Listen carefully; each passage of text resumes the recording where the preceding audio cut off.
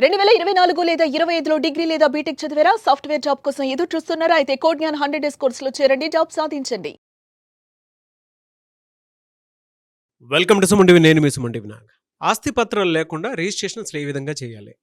ఒకవేళ ఆస్తి పత్రాలు పోయాయి అనుకోండి, అసలు దాన్ని ఏ విధంగా తిరిగి సంపాదించుకోవాలి అనేది ఈరోజు మనతో పాటు హైకోర్టు అడ్వకేట్ అలగరి రవీంద్రనాథ్ గారు ఉన్నారు. అది వారి మాటలోనే తెలుసుకుందాం. Hello sir. హాయ్ అండి నాగరాజ్ గారు. కొన్నిసార్లు ఏంటంటే ఆస్తి పత్రాలు పోవటమో లేదా దొంగలించటమో సంథింగ్ ఏదో జరుగుతుంది. తిరిగి వాటిని ఏ విధంగా పొందాలి? ఆస్తి పత్రాలు లేదు అనుకున్నప్పుడు రిజిస్ట్రేషన్ అసలు ఏ విధంగా చేయించాలి? ల్యాండ్కి సంబంధించిన పత్రాలు డాక్యుమెంట్స్ ఏవైతే ఉంటాయో 3 రకాలుగా చెప్తాం మనం. ఒకటి, ఒక పర్టికులర్ ల్యాండ్ ఉంది అనుకుంటే ఆ ల్యాండ్ నాది అని చెప్తూ కన్ఫర్మేషన్ చేసిన డాక్యుమెంట్స్ నా దగ్గర ఉండాలి. సేమ్ నావే డాక్యుమెంట్స్ అనేది కన్ఫర్మ్ చేస్తూ అవే పేరు మీద డాక్యుమెంట్స్ గవర్నమెంట్ యొక్క రికార్డ్స్లో కూడా ఉండాలి. ఈ రెండు కాకుండా స్థలం కూడా స్వాధీనంలో ఉండాలి. అటువంటి సందర్భంలోనే అటువంటి ప్రాపర్టీని జెన్యూన్ ప్రాపర్టీ అని అంటారు.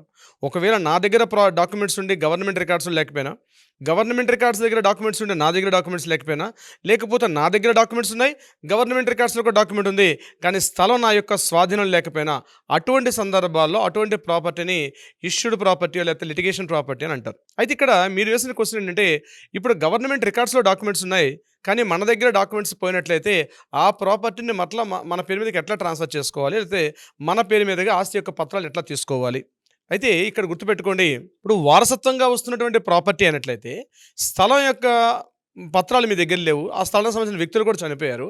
అటువంటి సందర్భాల్లో ప్రాపర్టీని ఎలా సంపాదించుకోవాలి? ఒకటి గుర్తుపెట్టుకోండి, ముందుగా ఈసీ చెక్ చేసుకోండి. ముందుగా ఎన్కమ్ సర్టిఫికేట్లో ఎవరి పేరు వస్తుంది? ఒకవేళ అక్కడ నేమ్స్ అన్ని మీ ఉన్నాయి, బట్ డాక్యుమెంట్స్ మీ దగ్గర లేవు, అటువంటి సందర్భాల్లో మనం ఈ డాక్యుమెంట్ని ఎలా క్రియేట్ చేసుకోవాలి? ఎప్పుడైతే డాక్యుమెంట్లో మన దగ్గర ఒరిజినల్ డాక్యుమెంట్స్ పోయినట్లయితే ఇమ్మీడియట్గా మనం ఏం చేస్తామంటే దగ్గరలో ఉన్నటువంటి ఎఫ్ఐఆర్, మన పోలీస్ స్టేషన్కి వెళ్ళి ఒక ఎఫ్ఐఆర్ కంప్లైంట్ మనం ఫైల్ చేయాల్సి వస్తుంది. ఎఫ్ఐఆర్ కంప్లైంట్ చేసిన తర్వాత ఎఫ్ఐఆర్ నెంబర్ పెట్టుకోవాలి దాని దగ్గర. నెంబర్ 2, మనం ఎంఆర్ ఆఫీస్కి వెళ్ళి మనం ఫ్యామిలీ మెంబర్ సర్టిఫికేట్ అంటారు, ఆ ఫ్యామిలీ మెంబర్ సర్టిఫికేట్ మనం తీసుకోవాలి. నెంబర్ 2, ఆ ఫ్యామిలీ మెంబర్ సర్టిఫికేట్తో పాటు కోర్టుకు వెళ్ళి ఆ ఫ్యామిలీ మెంబర్ సర్టిఫికేట్ని సబ్మిట్ చేస్తూ కూడా ఒక లీగల్ హెయిర్ సర్టిఫికేట్ తీసుకొని రావాలి. అంటే పలానా వ్యక్తికి నేను యొక్క కొడుకుని, పలానా అమ్మకి నేను యొక్క కొడుకుని, లేకపోతే కూతురుని, ఏదో ఒకటి కొడుకునో కూతురుని, ఏదో ఒకటి ఆ రిలేషన్షిప్ ఏదైతే ఉంటుందో ఆ రిలేషన్షిప్ని కోర్టు ధృవీకరిస్తుంది లీగల్ హెయిర్ సర్టిఫికేట్ ద్వారా.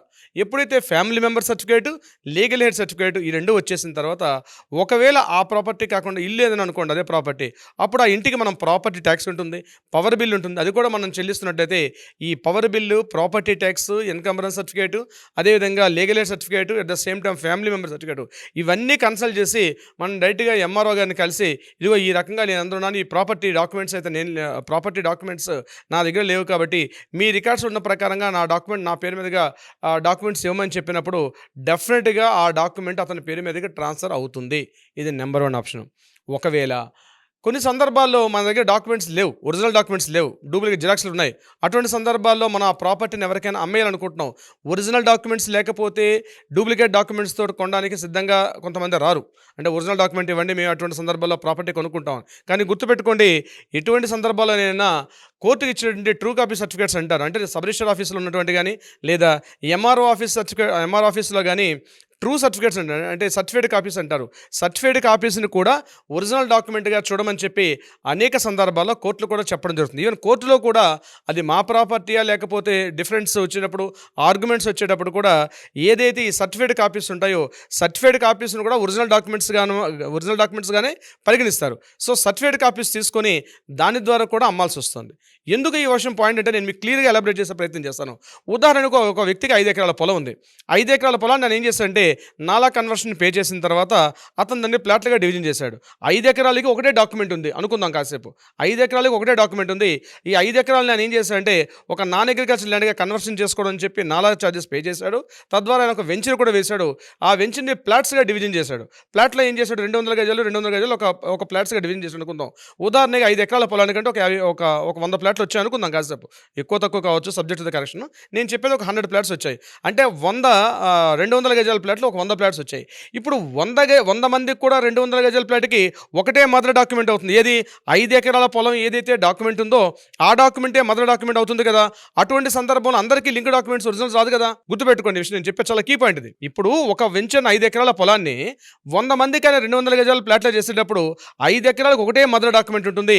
200 గజాల ప్లాట్లు ఉన్నాయితే 100 ప్లాట్లు ఉంటే 100 మందికి కూడా మదర్ డాక్యుమెంట్ ఏది ఒకటే ఒరిజినల్ ఉంటుంది కానీ దానికి అన్ని రకాలు ఉండే అవకాశం లేదు కదా. కానీ ఒకసారి కొనుక్కున్న తర్వాత ఆయన తన కింద దగ్గర ఉన్న ప్లాట్స్ని అమ్ముకునేటప్పుడు మదర్ డాక్యుమెంట్ ఏదవుతుంది, మెయిన్ డాక్యుమెంట్ ఏదవుతుంది, మొదటగా రిజిస్ట్రేషన్ చేసుకున్నటువంటి ఏదైతే 200 గజాల ప్లాట్ ఏదైతే ఉందో అది ఒరిజినల్ డాక్యుమెంట్ అవుతుంది. దానికి లింక్ డాక్యుమెంట్ ఏదవుతుంది, ఈ ఒరిజినల్గా ఉన్న 5 ఎకరాల పొలం మీద ఉన్న డాక్యుమెంట్ ఒరిజినల్ డాక్యుమెంట్ అవుతుంది. అంటే ఇక్కడ ఒరిజినల్ ఒకటే ఉంటుంది. మరి 500 మందికి వెళ్ళాడు కదా, ఒకే ఒరిజినల్ డాక్యుమెంట్ 100 మందికి ఇచ్చే అవకాశం లేదు కదా. అందుకని కోర్టు ఏం చేస్తుందంటే సర్టిఫైడ్ కాపీస్ని కూడా ఒరిజినల్ డాక్యుమెంట్గా చేసుకోమని చెప్తుంది. ఇది చాలామంది కొనుక్కునే వాళ్ళకి ఈ డౌట్ లేక అదే ఒరిజినల్ డాక్యుమెంట్ లేదు కాబట్టి మేము ప్రాపర్టీని కొనం అనే అవకాశం లేదు. ఎట్టి పరిస్థితుల్లో ఒరిజినల్ డాక్యుమెంట్ లేకపోయినా దానికి సంబంధించిన సర్టిఫైడ్ కాపీని మనం రిజిస్ట్రేషన్ ఆఫీస్లో తీసుకుంటే అది కూడా ఒరిజినల్ డాక్యుమెంట్గా పరిగణించమని చెప్పి కోర్టు అనేక సందర్భాల్లో చెప్తుంది. ఇది ఒక ఆప్షన్ మనకు కూడా ఉండే అవకాశం ఉంటుంది. అలా కాకుండా ఇప్పుడు ఒక హౌస్ ఉంది, హౌస్కి సంబంధించిన లింక్ డాక్యుమెంట్స్ ఏవి కూడా మనం తీసుకొని రావాలి. హౌస్ సంబంధించిన లింక్ డాక్యుమెంట్స్ లేనప్పుడు మన పూర్వీకుల దగ్గర నుంచి ఆస్తి వస్తుంది, పూర్వీకులు చనిపోయారు, ఆ తర్వాత ఉన్నటువంటి తండ్రి గారు తాతగారు వాళ్ళు కూడా చనిపోయారు, కానీ ఇప్పుడు ఆ ప్రాపర్టీ ఆయన యొక్క స్వాధీనం ఉంది.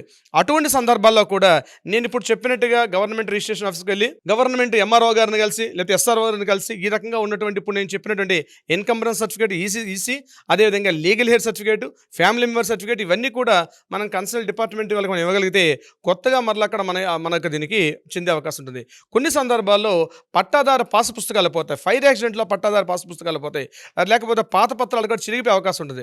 అటువంటి సందర్భాల్లో కూడా మనం మరలా ఎంఆర్ ఆఫీస్కి వెళ్ళినట్లయితే పాత నకలు తీస్తారు. ఏవి అడంగలు కానీ ఆర్ఓఆర్ సర్టిఫికేట్స్ కానీ పహానీలు కానీ ఆంధ్రాలో అడంగలు అంటారు. ఆ పాత పహానీలు తీసుకొస్తే పహానీలో ఏదైతే కంటిన్యూ పేరు ఉందో ఆ సేమ్ కంటిన్యూ పేరుని ఇప్పుడు ఒకవేళ పట్టాదారు పాసు పుస్తకం పోయినా సరే ఆ ఏదైతే పహానీ రుజువులు చూపించాల్సిన అవసరం వస్తుంది అవన్నీ తీసుకుని ఎంఆర్ఓ దగ్గరికి వెళ్ళి నేను ఈ రకంగా ఉన్నాను, ఈ డాక్యుమెంట్స్ పోయి అంటే మరలా కొత్త డాక్యుమెంట్ ఇచ్చే అవకాశం కూడా ఉంటుంది. అంటే ఒకవేళ ఓల్డ్ డాక్యుమెంట్స్ చిరిగిపోయి లేకపోతే పాడైపోయి లేకపోతే ఫైర్ అయిపోయి ఇతరత్ర ఏ కారణాల ద్వారా ఒకవేళ మిస్ప్లేస్ అయినా పాత పత్రాలు లేకపోయినా సరే కొనుగోలు చేసుకోవచ్చు, అమ్మకం చేసుకోవచ్చు.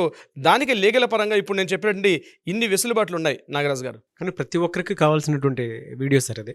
అవునండి. అయితే చాలామంది వీడియో చూసిన తర్వాత మిమ్మల్ని అప్రోచ్ అవుదాం అనుకున్నటువంటి వాళ్ళు ఉంటారు. ఎలా అప్రోచ్ అవ్వాలి మిమ్మల్ని? కింద స్క్రోల్ అవుతున్న నెంబర్ని కాంటాక్ట్ చేయగలిగితే తప్పనిసరిగా మన లీగల్ టీం వాళ్ళకి అప్రోచ్ అవుతారు.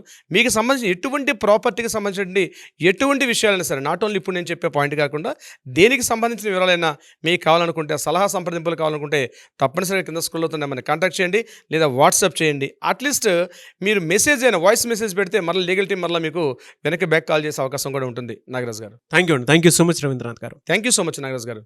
మీకు గనక అంటే లీగల్గా ఏ సమస్య ఉన్నా సరే మీరు కనుక ముందుకు వెళ్ళాలి, ఒక మంచి సొల్యూషన్ కావాలి అనుకున్నటువంటి ఎవరైతే ఉంటారో హైకోర్టు అడ్వకేట్ అలాగే రవీంద్రనాథ్ గారిని సంప్రదించాలనుకుంటే స్క్రీన్ మీద మీకు కాంటాక్ట్ నెంబర్ కనిపిస్తుంది, దాన్ని మీరు కాల్ ఆర్ మెసేజ్ వాట్సాప్ చేసి అపాయింట్మెంట్ బుక్ చేసుకోండి. ఈ వీడియో లైక్ చేయండి, షేర్ మాత్రం తప్పకుండా చేయండి. ఇలాంటి మరిన్ని వీడియోస్ కోసం మా ఛానల్ ఫాలో అవ్వండి. Thank you. సుమన్ టీవీలో మీ పర్సనల్ అండ్ బిజినెస్ ప్రమోషన్స్ కోసం కింది నెంబర్కి కాంటాక్ట్ చేయండి.